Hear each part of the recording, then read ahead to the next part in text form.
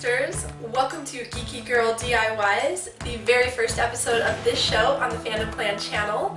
I'm Mary B. Rose, and today we are making Portal-inspired bookends. I'm going to rate this DIY on the Tribble rating scale, 2 tribbles. It didn't quite make a 1 because of the use of spray paint and an X-Acto knife. If you want to learn the specifics of my rating system, go ahead and visit my website. I'll leave the link down below. Are you guys ready? Let's get geeky. For this first part, we're going to cover the bottom completely in painter's tape, leaving this part uncovered so we can paint it. Now go ahead and cover your second bookend in tape. If you want your bookends black, you can obviously skip this step. Don't forget to spray this little edge up here. You can go to my website and download my exact template. However, if you're using bookends that are bigger or smaller, you may need to create your own template. Just Google the words Portal logo and pick one you like. Adjust the size of your save file on a Word document and make it fit to your bookends. Print your template and then cut it out. Now you are going to need your cutting mat, foam board piece, and X-Acto knife. Lay your templates down and start tracing them on the foam board. You should have 5 pieces.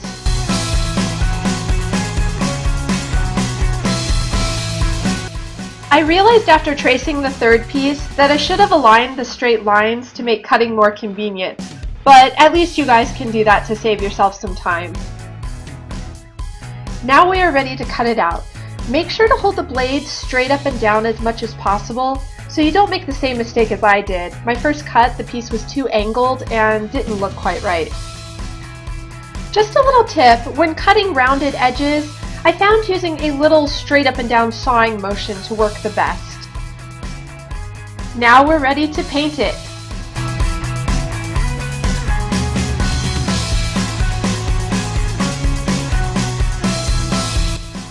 I ended up painting all of the sides, but you know, if you're feeling lazy, you don't have to paint the back side. You can just leave it blank.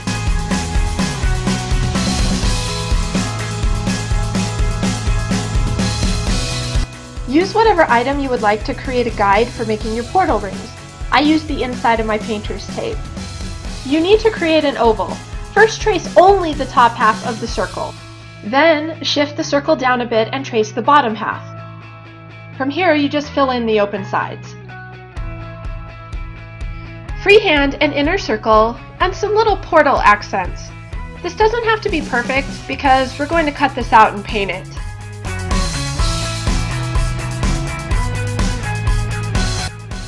I prefer to cut the rings out and then paint, but alternately, if your pencil lines are dark enough, you could do it the other way around.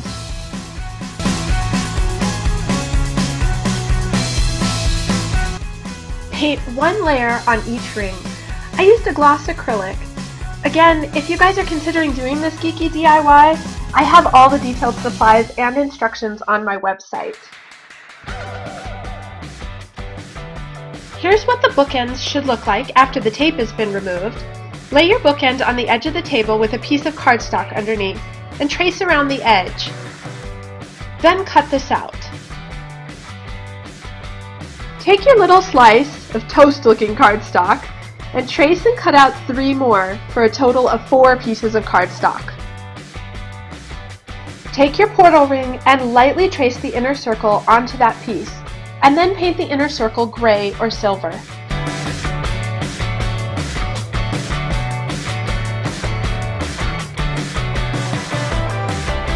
I used a cheap dollar store paintbrush and fanned the bristles out.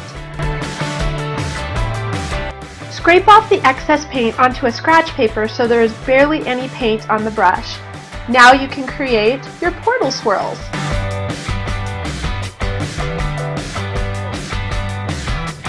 Add some Mod Podge to the back of the rings. Position and glue it down onto your cardstock.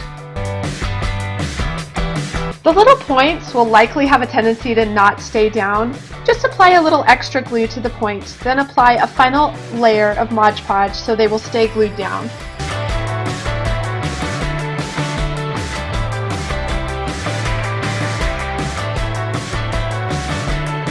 You might be wondering why we painted the bookends just to cover it up. I wanted to use thin cardstock, and leaving it black distorted the color because it showed through. Go ahead and glue your plain cardstock to the inside.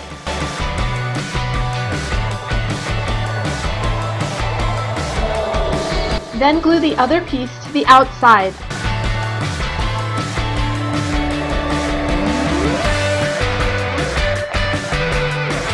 The cardstock might bubble a little or have trouble staying glued. If that's the case, fold up some paper and place them under some clamps or clothespins so they don't leave indents on your finished sides while the glue is drying.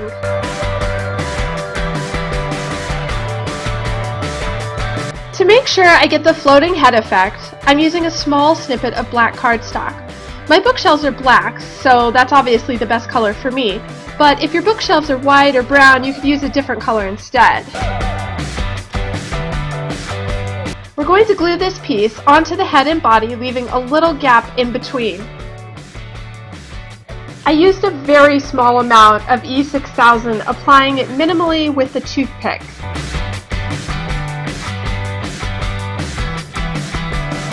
Glue on the last 3 pieces.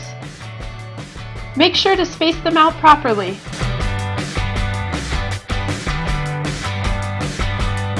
And there you have it! You are done!